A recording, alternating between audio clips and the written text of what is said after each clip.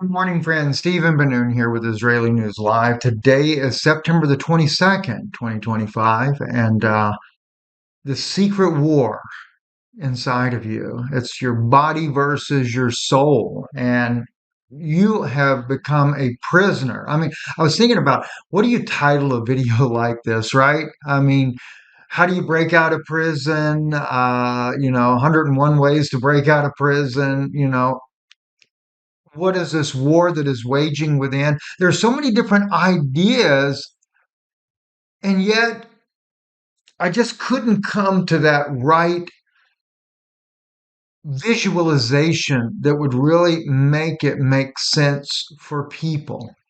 Uh, I want to share with you some clips here. This is the type videos we do on Patreon. In fact, this will actually be on Patreon, but I'm making it public for you guys because this is such a needful subject from a spiritual aspect, especially about breaking free from that prison because you are in a secret war, but it's worse than that. You are a prisoner. You're a prisoner to your own self there. So I want to take and share with you some things here and what actually got me started on this. We're going to be looking at also the wisdom of Solomon, the book of Matthew, where Jesus speaks about this, and even Paul. And you're going to be looking at some things that you probably never even equated that it is actually a war that's going on inside of you. Scriptures that you maybe didn't realize were implying that. Okay, this though I want to share from you, Dr. Robert Duncan, who is worked with DARPA, the CIA, for mind control, but he made an astounding statement in this video here, and I want to play that clip for you. Listen to what he says here about what you really are. He's talking about neuroscience, and I want you to listen to this. And so it's interesting. We think of ourselves as, well, two halves of a human brain. You can cut the corpus callosum, you still think you're one person. And they used to do that for epilepsy surgeries. But you're technically two different people. But this. You're technically two different people. Now they just figure that from right brain versus left brain, right? And not just him though, but you also have an amazing neurologist who is a brain surgeon. And in this video right here, he is literally talking, and it's actually it's Michael Ignore, excuse me. Hope I got that right. Who is explaining he was an atheist and how he became a believer because being able to prove that there is consciousness outside of the brain. But I want you to hear what he says in this little clip right here that also goes along with that. It's like a duality type thing. Listen to it. Famous research on free will.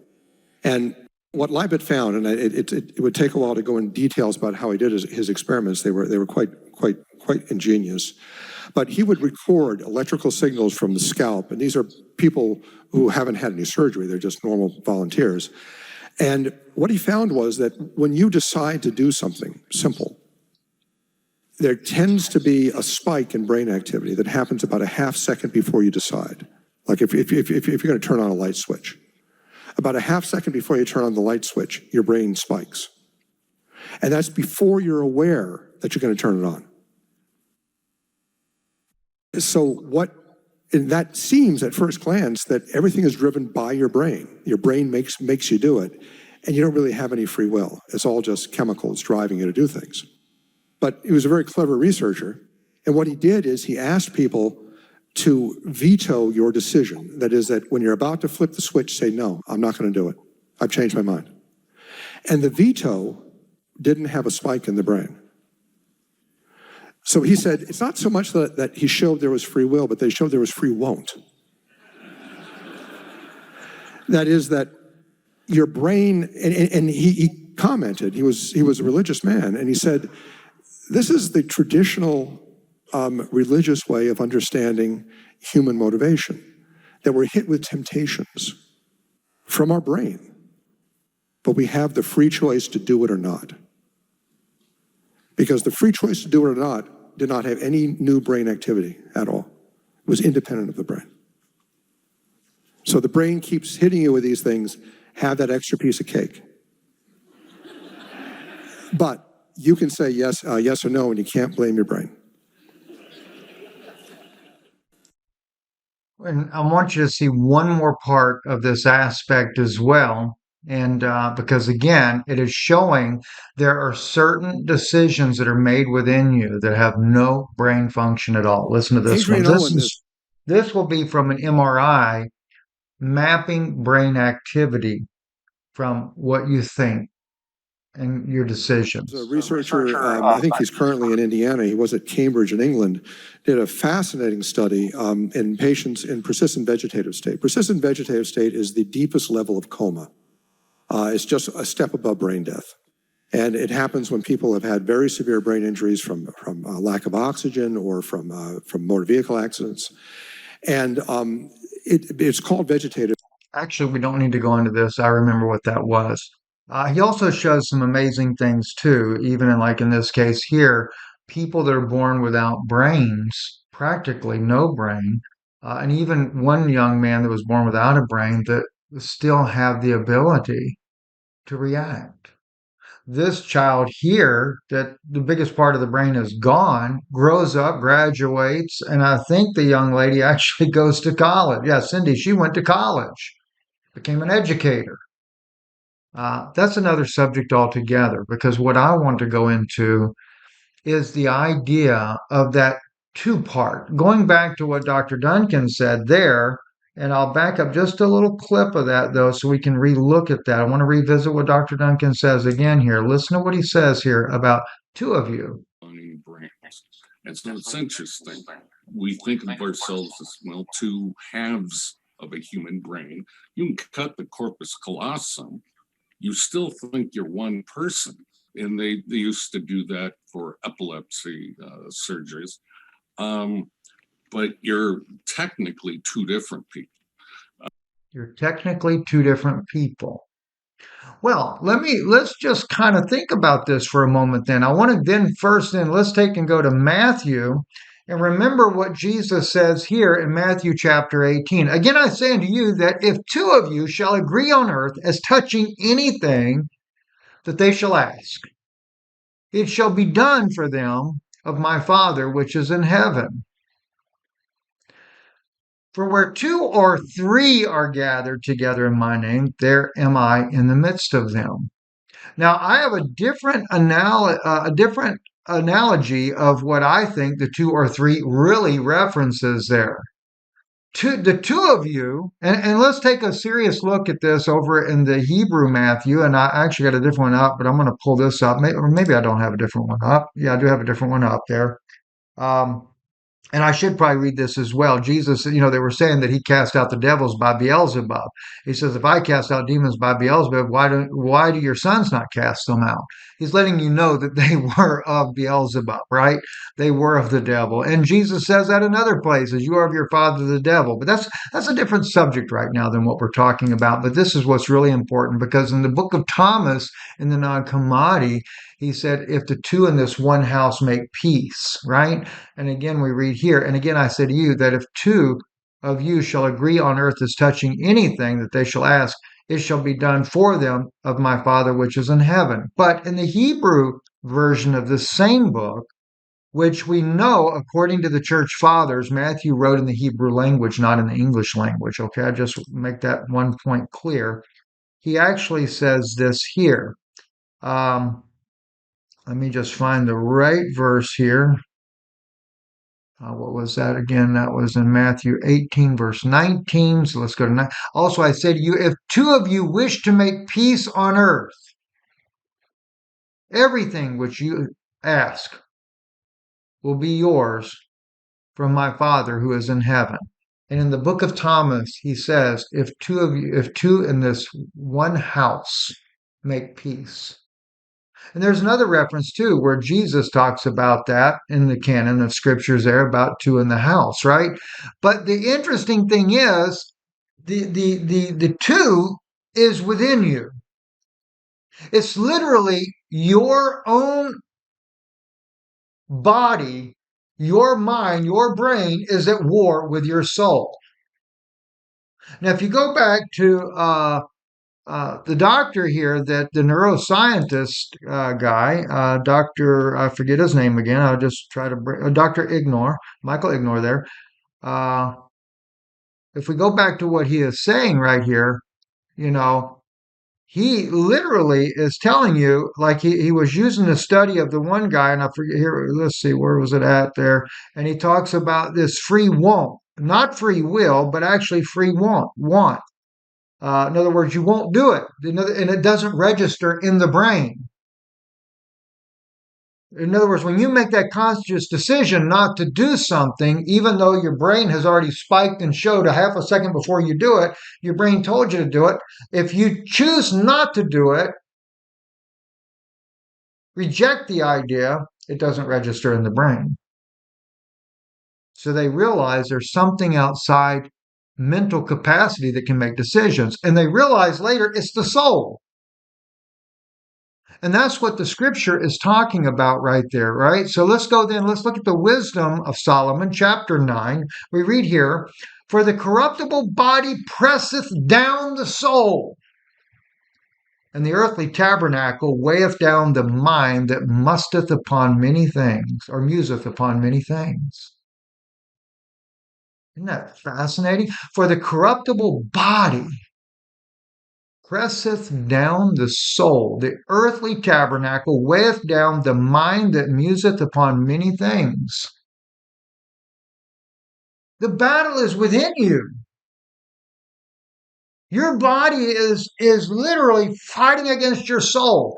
And Jesus says, if two of you can make peace, according to Thomas, the way he wrote it, in this one house, nothing will stand before your prayer. You could say to the mountain, be moved, and it would move. That's just bringing the mind, the body, the physical brain of your body and your senses into an agreement with your soul. Then you literally have control of everything. And nothing will stand in your way. Let's take a look also here, Matthew chapter 12. But when the Pharisees heard it, they said, this fellow doeth not cast out devils, but by Beelzebub, the prince of the devils. Actually, we talked about that already. So I will skip that one over there. Going back to what Jesus says here, again, I say unto you that if two of you shall agree on earth as touching anything that they shall ask, it shall be done of them of my Father which is in heaven. Now, there's not many people that like this, but I think it's important, especially in light of what the Hebrew Matthew showed you there. And let me find this for you.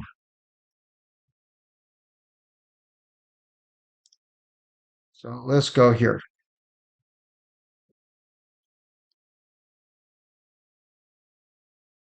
Can't do it that way.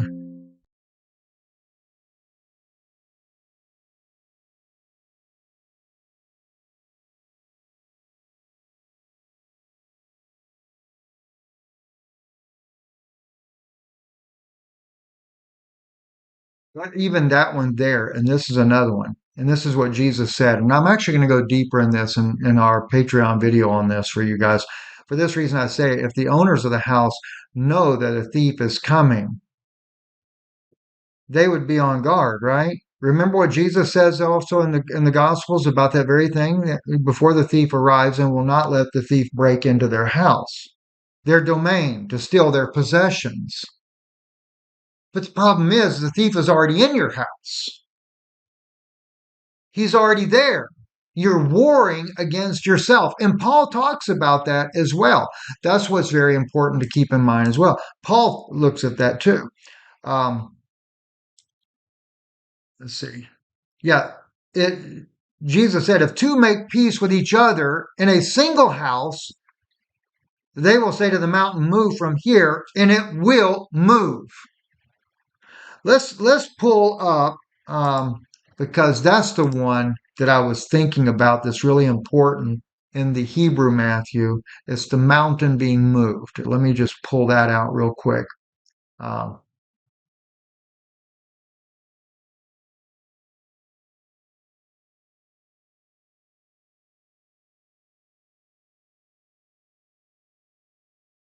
you have to always get things worded just right. Okay, so it's Matthew 21, and then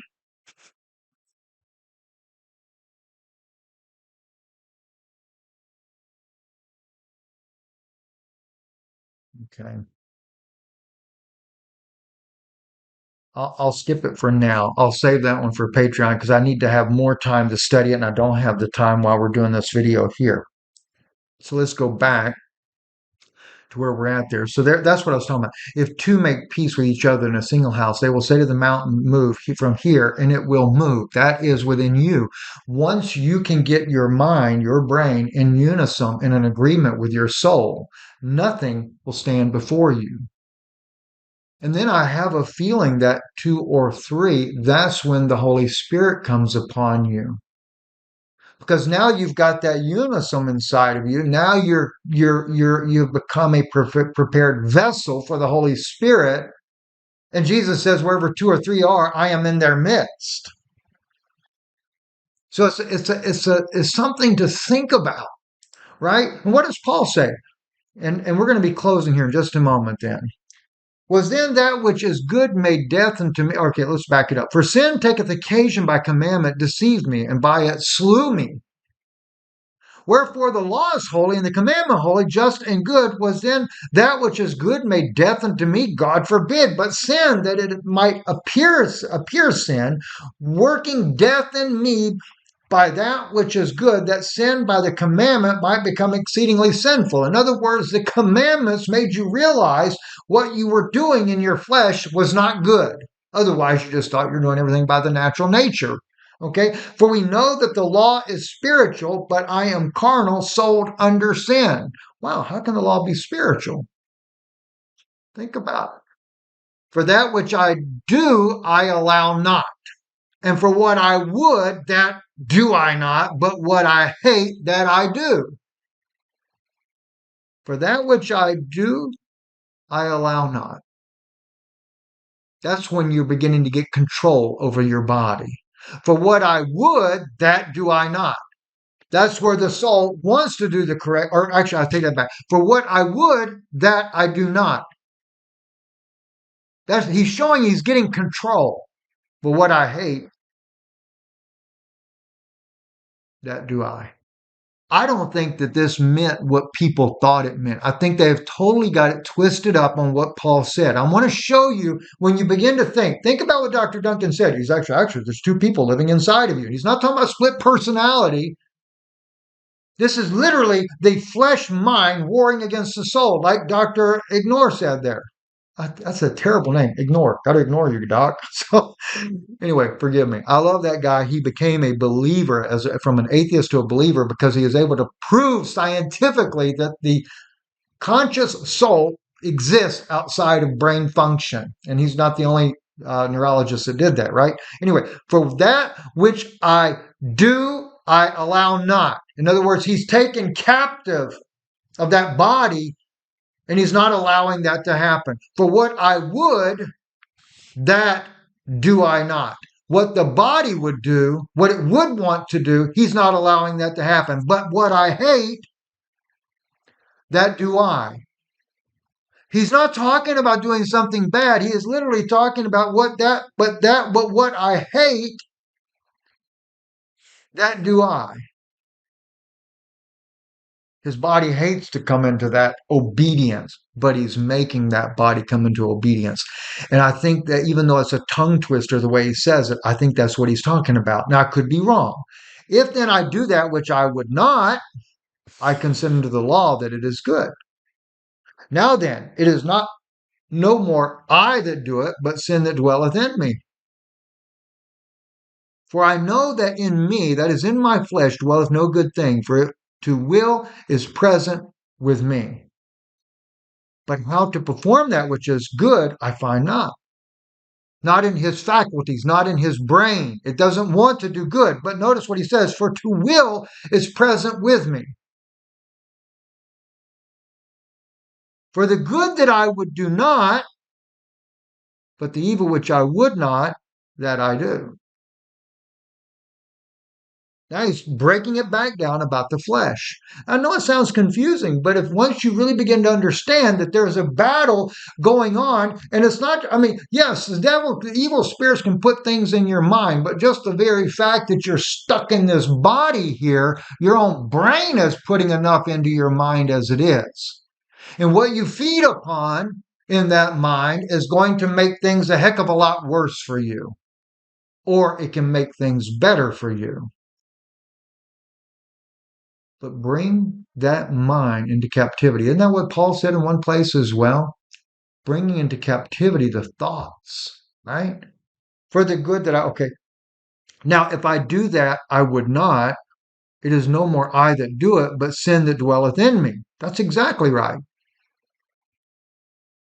But that sin really is your brain. It's your brain that's making you do things that you shouldn't do. I find in a law that when I would do good, evil is present with me. Maybe Paul was trying to wrestle this out. Not maybe does he really realize it's the brain, it's his own brain that he's fighting against? For I delight in the law of God after the inward man. Now that is exactly right. That's your soul. That's that inward man. But I see another law in my members, warring against the law of my mind and bringing me into captivity the law of sin, which is in my members. Exactly. Oh, wretched man that I am, who shall deliver me from the body of this death? That's exactly right, because this brain ain't going to do nothing but drive your body right into a grave. It will make you eat bad. It will, I mean, look, some people get enough control of their body, they can make it eat right, they can fast. You know, even fasting is a way of is taking that body by some reins and slowing it down and saying, obey. I thank God through Jesus Christ our Lord, so that with the mind I myself serve the law of God, but with the flesh the law of sin. He's not saying that just go out and do everything wrong, but he's letting you know the body is going to make mistakes, but you're trying to bring it in harmony. And that's what Jesus, I believe, is saying when he says right here, again, I say to you, if two of you shall agree on earth as touching anything that they shall ask, it shall be done for them of my Father which is in heaven. Once you can bring that into there, what right? And like I said, I wish I had time. I'll do it on Patreon if you want to. Patreon.com/Israeli News Live. I actually did a message over there yesterday. Went into really deep about mind control, but now I want to take you through the spiritual journey on it as well. I did it more from the mind control of how they're able to manipulate and control the brain here on Earth, going all the way back to the Tanzania, where the man set himself on fire. I broke it all down in there, but I'm going to take this on a deep level for you. God bless you. Thank you for listening. Thank you for the support of this broadcast here. Me and Jan are going to be going back over some things surrounding Charlie Kirk here, probably later today, maybe tonight. Hopefully we can do it tonight. If not, we'll do it tomorrow morning. But we're going to be going into Charlie Kirk a little bit deeper, but we're also going to be taking from the other angle. Who's trying to take over Charlie Kirk's ministry? And we know that Charlie was a Zionist, but we also saw that change in Charlie, and we think that plays a big role. So we're going to break it down, and then we're going to kind of break down even some of the things that I was thinking, where some of those may have been not quite right, but those things that were definitely right that a lot of you have already seen. We're going to kind of just look at it from all different kinds of angles. And of course, when Yana jumps into the conversation, it gets very fascinating. And it's also going to take a step into the Noahide laws as well, because that's what's next. I'm Stephen Banoon with Israeli News Live. Thank you for listening.